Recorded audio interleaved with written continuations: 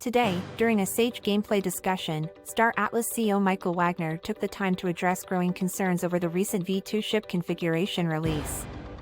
In his comments, Wagner highlighted some of the 7 variables that were considered in the recent ship stat changes. Wagner stated that in the end, he believes that ships still maintain unique characteristics that differentiate their pricing, even if it's not directly evident on paper. Let's take a listen to his full comments.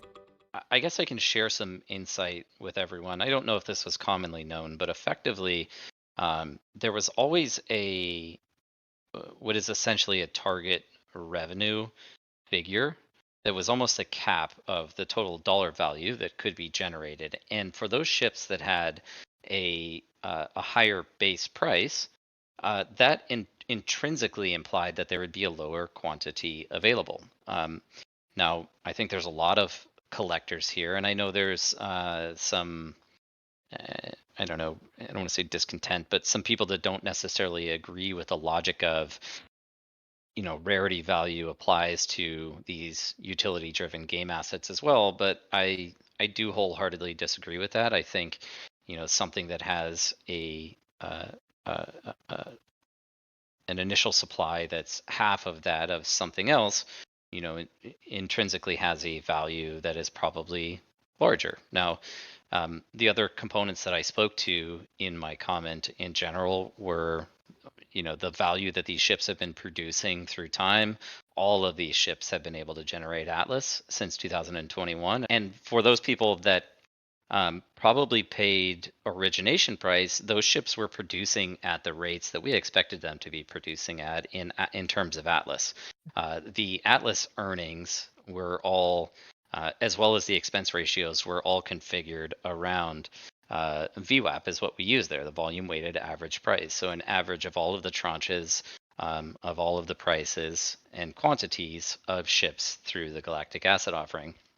So if you bought at origination, you were earning from the earliest days at the highest exchange rates of Atlas at the rates that you were expected to earn at. If you bought at some later point, it is quite likely that you purchased at some discounted price because for a variety of reasons, market cycle included, ships were trading at discount going into or around April of 2022.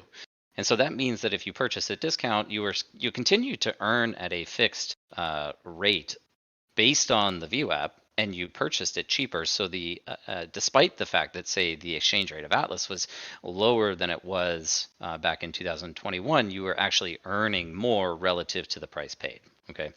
So everybody's been earning on their ships since they've possessed them, assuming that they had those enlisted in Faction Fleet, which was very easy to participate in, and I would have expected. And I do believe that most people that hold ships actually have them enlisted in Faction Fleet. Beyond that, the rarity value, but also the long-term viability of crafting or creating these items.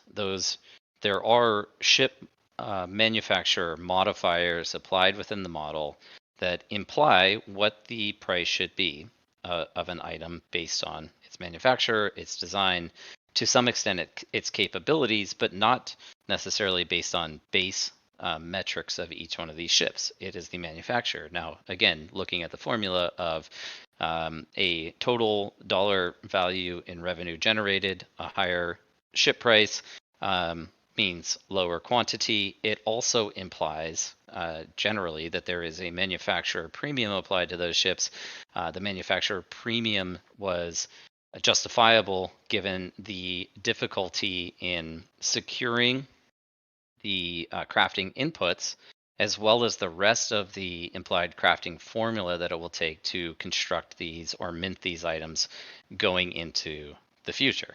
And so that is part and parcel to the formula that goes into both supply and demand and the intrinsic value of one of these ships.